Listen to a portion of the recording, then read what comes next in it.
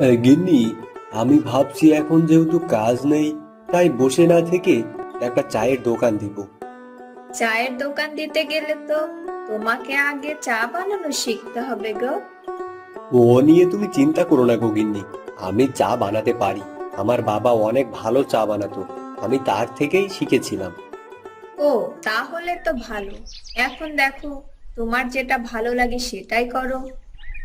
হ্যাঁ গো গিন্নি, আমি ভাবছি কাল সকাল থেকেই দোকান গোছানোর কাজ শুরু করে দিব।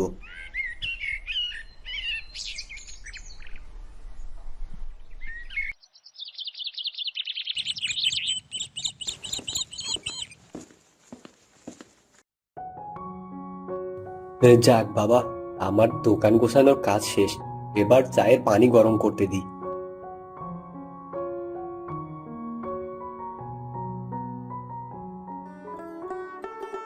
কি গো রহিম ভাই, তুমি তাহলে চায়ের দোকান দিয়েই দিলে?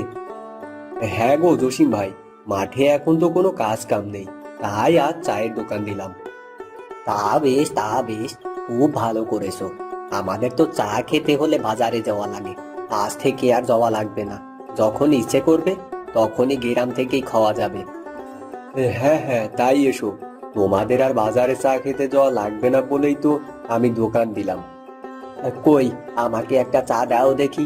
তুমি কেমন চা বানাতে পারো, খেয়ে দেখি।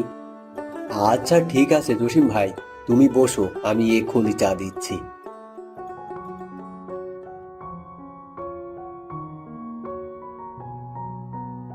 ও আহ, সেই স্বাদ!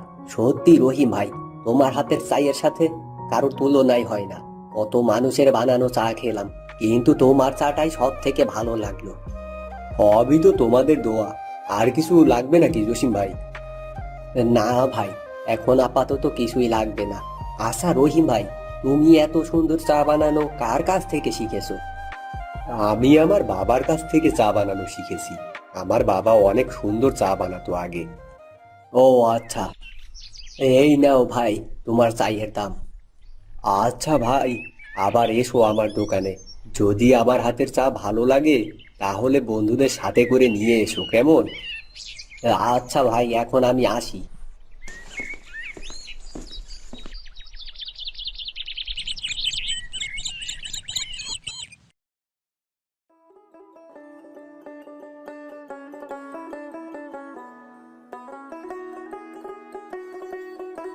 প্রথম দিন তো চা বিক্রি ভালোই হলো। এভাবে বিক্রি হতে থাকলে আমার আর অন্য কোনো কাজ করা লাগবে না।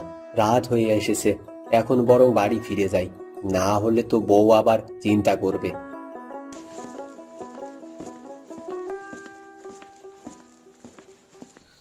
কি ব্যাপার, মানুষটা এখনো বাড়ি আসছে না কেন?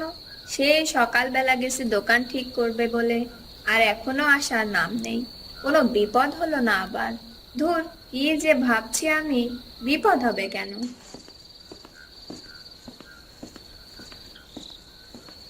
বউ, ও বউ, কোথায় গো? এই তো আসছি। কি গো, তোমার আসতে এত দেরি হলো কেন?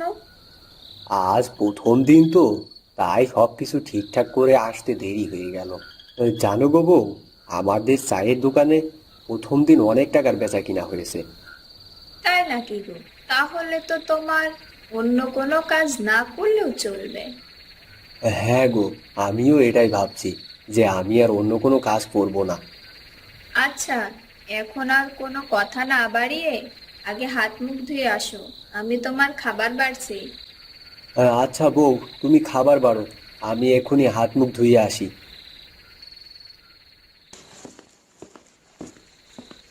এসেছো? বসো, এখানে খেয়ে নাও। হ্যাঁ হ্যাঁ হ্যাঁ, দাও দাও।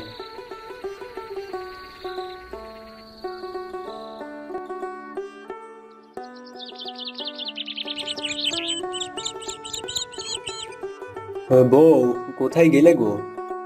এই তো, আমি রান্নাঘরে রান্না করছি।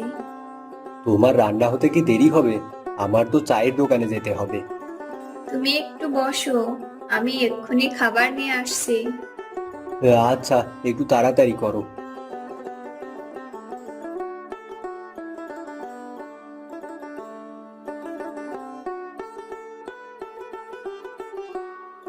তুমি দুপুরে বাড়িতে খেতে আসবে তো? হ্যাঁ, আমি দুপুরে খেতে আসবো। আসার সময় বাজার থেকে আমার জন্য ফুচকা নিয়ে আসবে। আচ্ছা ঠিক আছে, নিয়ে আসবো।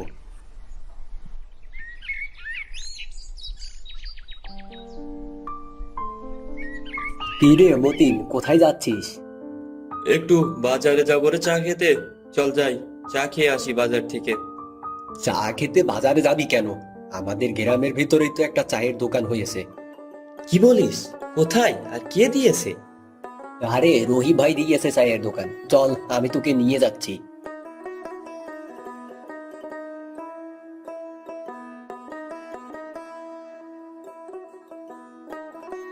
বাহ, বেশ ভালো তো চা। সত্যিই ভাইয়ের হাতের চাই সেরা। কতদিন পরে যে এত ভালো চা খেলাম সেটাই মনে নেই। ধন্যবাদ ভাই। আজ থেকে আমাদের বাজারে যাওয়া বাদ। আজ থেকে আমরা রহিম ভাইয়ের দোকানেই চা খাবো। কি বলিস রে জসিম? আমি তো কাল থেকে ঠিক করে রেখেছি যে এখন থেকে রহিম ভাইয়ের দোকানেই চা খাবো। বাবা, আমি আজ কয়দিন কিছুই খাইনি, আমাকে কিছু খেতে দাও। না না, পারবো না বাপু। আমি কি তোমার খেতে দেওয়ার জন্য এখানে টাকা নিয়ে বসে আছি? বাবা, একটু দয়া করো, আমি আজ কয়দিন কিছুই খাই না। এই সব ফকির যে কোথা থেকে আসে বুঝি না। কানের কাছে ঘ্যান ঘ্যান করো না তো। চাচি, আপনি এখানে বসেন, আমি আপনাকে আমার দোকানে যা আছে তাই খেতে দিচ্ছি। বাবা, আমার কাছে তো কোনো টাকা নেই। কোনো সমস্যা নেই চাচি। বাবা, তোমাকে অনেক ধন্যবাদ। বাবা, এই নাও, আমি তোমাকে খুশি হয়ে এই আয়নাটা দিলাম। কিন্তু চাচি, এই আয়না দিয়ে আমি কি করব? আমার লাগবে না আয়না।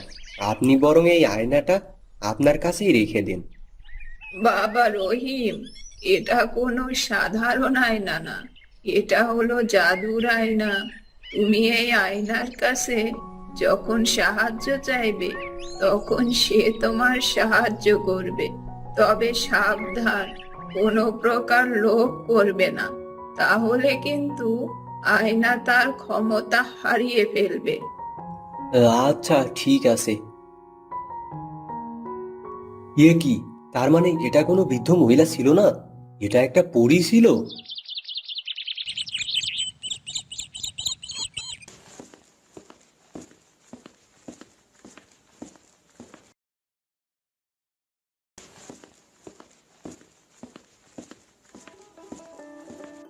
কি গো, তুমি এসেছো? আর আমার ফুসকা কোথায়? এই যা বউ, আমার তো ফুচকা আনতে মনে নেই। আমিও জানতাম তোমার মনে থাকবে না। আচ্ছা রাগ করো না, আগে এই আয়নাটা এক জায়গায় রাখো তো। কিসের আয়না? আর তুমি এই আয়না কোথায় পেলে? আহ, আগে রাখো তো, তারপরে সব বলছি।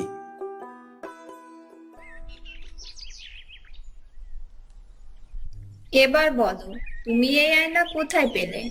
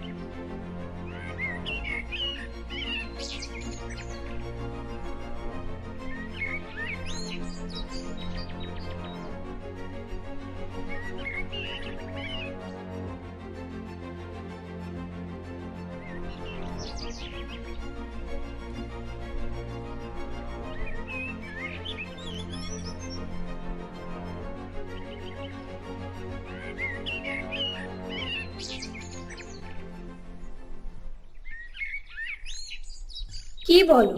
তাহলে চলো, এখনই আমরা ওই আয়না থেকে সাহায্য চাই। আগে আমাকে খেতে দাও, আমার খুব ক্ষুধা লেগেছে। আচ্ছা তুমি বসো, আমি এক্ষুনি তোমার খাবার এনে দিচ্ছি।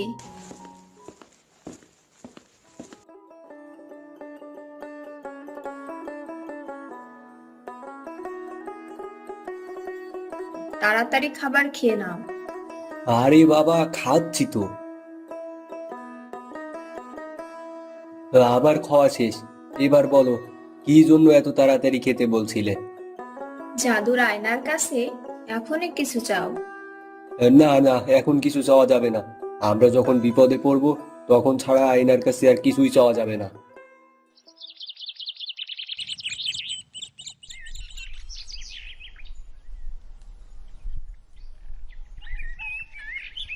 কি ব্যাপার, আজ দোকানে কেউ আসছে না কেন? এমন হলে তো কোনো টাকাই আয় করতে পারবো না।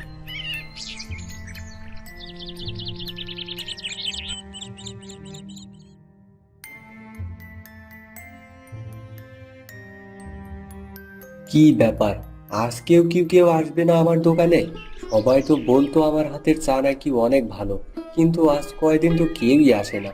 হঠাৎ করে সবার কি যে হলো কিছুই তো বুঝতে পারছি না।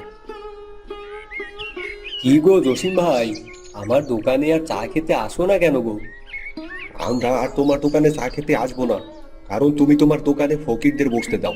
তাই আমরা সবাই মিলে সিদ্ধান্ত নিয়েছি তোমার দোকানে আর আমরা চা খাবো না।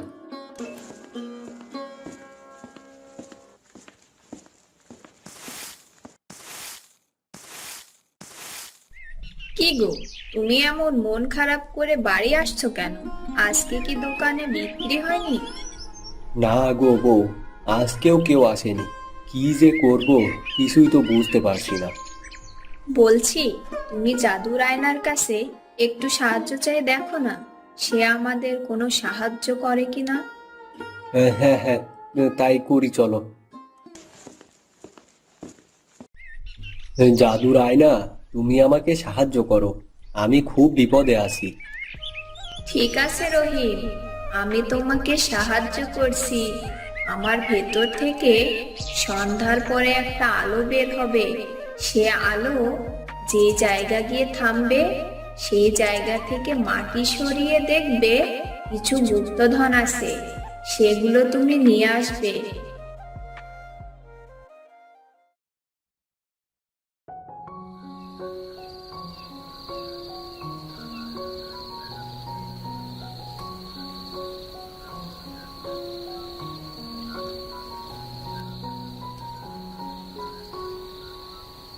আরে, আয়না যা বলেছে তাই তো হলো।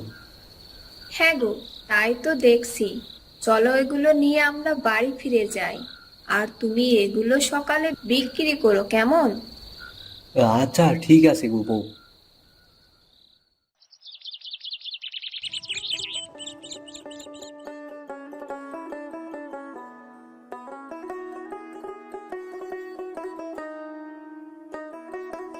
বউ, দেখো কত টাকা হয়েছে এগুলা বিক্রি করে।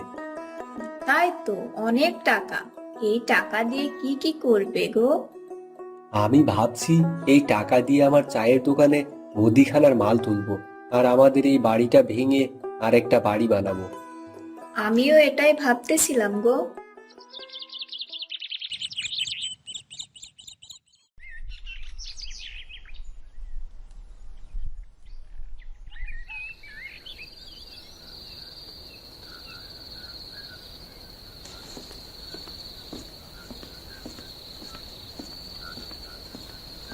তোমার দোকানদারি করতে খুব কষ্ট হয়ে যায়, তাই না?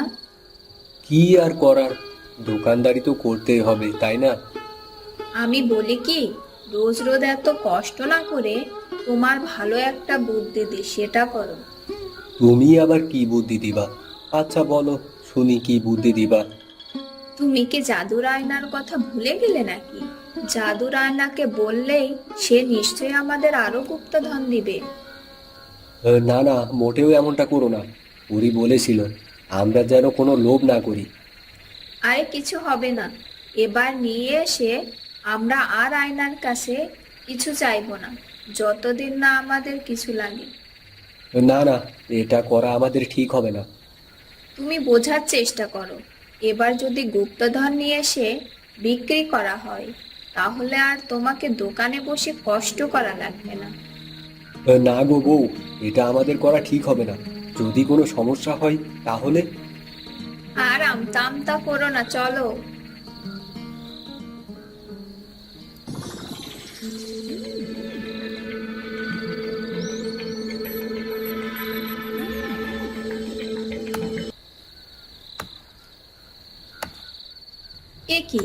এখানে কোনো গুপ্তধন নেই কেন? আর জাদুর আয়না ভেঙে এখানে এই মাটির নিচে কিভাবে আসলো?